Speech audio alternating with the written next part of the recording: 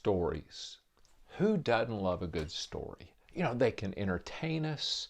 They can inspire us. When we were little, they used to lull us to sleep. I've, over the years, gotten really fascinated with the stories that we tell ourselves, because those stories play a big role in what we believe that we're good at and the things that it kind of helps us justify the things that we struggle with. For a long time, I was convinced that I sucked at organic chemistry. You know, when you make a 12 on a test, that can give you that impression, right? But I'll never forget, I did that, and all of a sudden I was like, okay, but here's the thing. I know I'll do better on the next one, right? No. I made a 12 on the next test. I still wonder how I managed to do that. What I realized, though, was that I didn't suck at organic chemistry. I sucked at how I was studying for organic chemistry. It was the first class I'd ever taken that just required you to memorize an enormous amount of stuff. I was used to just being able to kind of logic my way through stuff, and that always worked. I'd always done reasonably well. But this one, it was just like, hey, guess what? That strategy doesn't work. So I changed the way I studied the next semester. I memorized all the stuff I was supposed to, and I made a high B. Well, that was helpful for me from a standpoint of, hey, some of the stories we tell ourselves, maybe there's a component of truth to it, but for the most part, we'd benefit by kind of looking at these internal stories and figuring out which ones needed to be deleted, or at the very least, they need to be edited. That got kind of reinforced for me about 10 years ago. My doc didn't like some of the numbers that I had, my lab numbers. I was like barreling right into insulin resistance. So he's like, hey, I want you to get a heart scan. I was like, no worries. I'm going to ace this test, right? You know, I am all about the heart healthy whole grains. I was like the poster child for quinoa and couscous and steel cut oats and whole wheat. So I was sure that my arteries were going to be a thing of beauty. Not so much. I had coronary lesions, which you kind of think about that like hand grenades all around your heart. And all it took was one of those and I'd be in a world of hurt. Plus I'd probably freak out anybody that was around me when that happened, if that ever was to happen. That devastated me. But more than anything, or I guess equally, it pissed me off because I'm like, wait a minute, I did the whole heart healthy, low fat thing. So what was going on? What I realized years later was that, look, food companies' jobs are to sell us food. And they even employ people that their job is to make that food irresistible. And then they have big advertising and marketing teams, and their whole job is to convince us that we need what they have, that it'll enhance our story. You know, I was sort of at a loss going, okay, what do I do? You know, because the popular thing is, well, just everything in moderation. But I was realizing there's, when you think, say, everything, that's a pretty big universe. I think if you're talking about real food, that's possible. But if you're talking about all this stuff that these guys put all the secret sauce in to try and make it irresistible, maybe that wasn't a good strategy. About that time, my daughter and son-in-law were doing the paleo diet. They're like, hey, you ought to check this out. I mean, they were loving it. They were losing weight. They were feeling great. But I was like, why should I care about what a bunch of hunter-gatherers ate? The universe loves the opportunity to teach me a lesson. So I decided I was going to buy Rob Wolf's book. He had a book called The Paleo Solution. I just wanted to see what it was all about. So I bought the book, started reading it. And the first part of it is, we're basically still hunter-gatherers. I mean, yes, our face shapes change some because of the differences in the food that we eat. And yeah, there's been some genetic drift as far as things like pigmentation. But from a metabolic standpoint, we're hunter-gatherers. It's like, okay, I guess I should care what they ate, or at least be mildly interested, right? The next piece, though, was sort of like, yeah, this is definitely relevant. What he talked about is he said, sure, our hunter-gatherer ancestors had to worry about getting eaten by wild animals. That was certainly a worry. But the biggest existential threat they faced was starving to death. Because sometimes you'd have plenty of food, sometimes there was no food. I mean, think about a real hard winter. The animals are all hunkered down. You're not finding those for the most part, and there's just not a lot to eat. You're not calling DoorDash. So natural selection favored the ability to be able to store fat whenever food was available and to be able to burn that fat when times got really lean. It's like, oh, maybe that's part of what I was dealing with. And I, looking around me, it's sort of this, it wasn't just my problem, right? A lot of people were struggling with health issues. And it also sort of, what I realized was, okay, food hadn't always been a problem. Even within my lifetime, there's been a huge change in the struggle with chronic disease and obesity.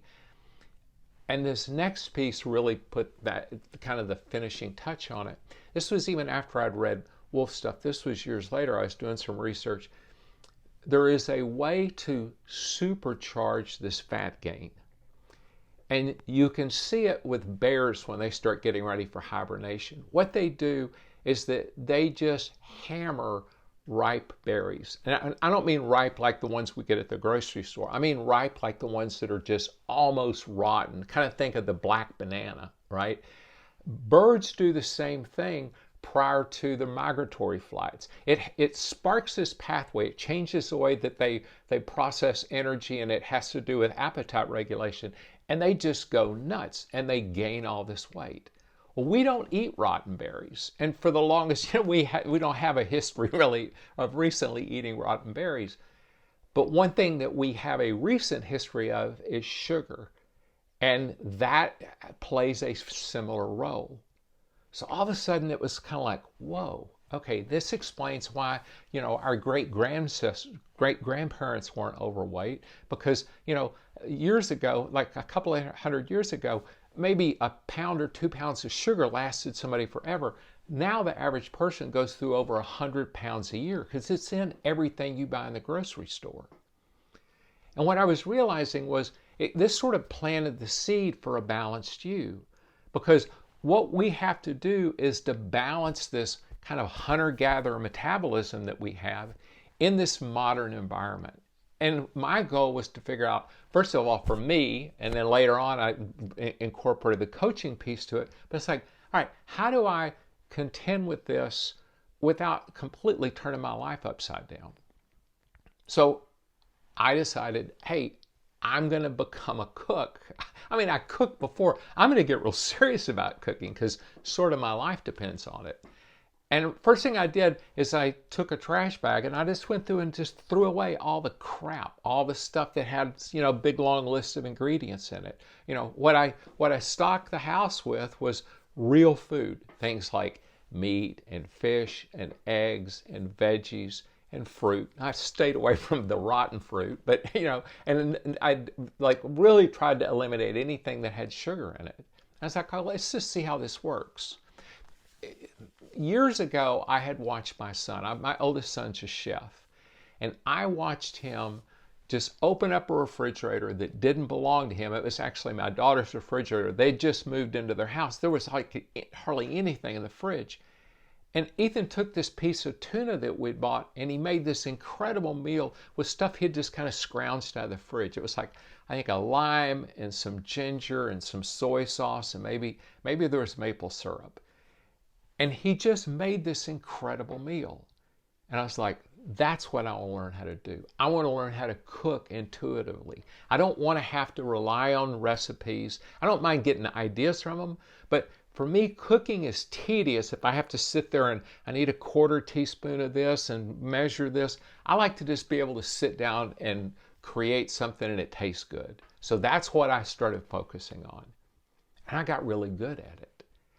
And it did a couple of things. First of all, my wife and I both the weight just came off. I mean, I weigh now what I did when I was in high school. And it's not like I'm not counting calories I'm not saying calories don't matter, but you don't have to worry about it when the food that you eat satisfies you and it fills you up. And if you don't have all this stuff that some scientists tried to bypass your full switch that you're eating, your body knows, hey, I'm full, it's time to stop. So that piece right there was a big aha. That was a point where I said, I want to become a coach. And I coached a handful of friends and family, but I wasn't in a gym. I had actually at that point went ahead and became a personal trainer, because I'm like, if I help somebody, I don't want to tell them the wrong thing. So right when COVID started, my youngest son said, hey, let's do a push-up challenge. I was like, man, I'm 67. I've got, like, my left shoulder is completely bone on bone. It makes noises that literally doctors hear it and go, God, don't do that, whatever you do. But I'm like, you know what? I can do 10 push-ups. So I just spread them throughout the day. And over the course of a week, I did 1,100 push-ups. And I loved how it made me feel. So I said, hey, once the challenge was over, I started looking for other stuff just to kind of, fill in some time spot. I mean, maybe I would only do like 30 seconds worth of exercise. I'd knock out some air squats or a wall sit, or I'd go do a few chin-ups. I bought a chin-up bar. I'd go do some chin-ups. And I just started doing this fairly consistently. And all of a sudden, I loved how I felt. So I became somebody who saw myself as somebody who exercised. A little over a year ago, my youngest daughter said, Dad, you need a TikTok. I'm like, that's the last thing I need is a TikTok. The world doesn't need to see me doing exercises. She's like, humor me. So she put up a video that was me doing chin-ups. And much to my amazement, quite a number of people saw it. And quite a bunch of folks left comments. So she's getting ready to, she was down visiting. She was going to leave the next day. She's like, okay, let's make sure you know how to do this. So we did another video. It was me sitting cross-legged on the ground and standing up without using my hands. The response that I got from that was pretty overwhelming, because when I started doing this, it was just, who cares, right? I got comments from people about, I can't get up off the ground if I fall. I'm worried about my independence. And what I realized was there were a lot of people that needed somebody to help them edit their story. I've done a video every day since then. It's been a little over a year. This morning, I just passed 50,000 followers, which, hey, that's great. But more than that, what helped me was understanding what people were struggling with and seeing that when they started doing these things, it made profound differences in how they were doing. So I have a coaching program that's a one-on-one coaching program. It's just you and me. We do Zoom calls. We work on, first of all, we work to help you become a more intuitive cook. And then we work to get exercise to where it's something that you can do and that you enjoy. And then there's a mindfulness piece where we kind of help turn that chimp brain off in our head and also figure out how do we get better sleep. But I also realized, hey, not everybody's ready to start a one-on-one program. That's a 3-month program. So in the next couple of weeks, I'm launching a weekly, it's going to be a newsletter through Substack, but what it is it's videos that will give you a food challenge for the week. Hey, do this. Let's give this a try. And I'll have a video showing you what we're doing. The goal is to become a more intuitive cook. There'll be a video around exercises. You can do them all at once, or you can spread them throughout the week. And they're going to be focused on kind of basic body strength stuff. Some of it will be with light weights. We'll use some different things in there, but there'll be something everybody can do. And there'll also be some mobility drills, because that's something that has helped me a bunch. So, I've got a link to both of those programs here. But I would love to help you edit your story about what aging and strength looks like for you. Thanks a lot.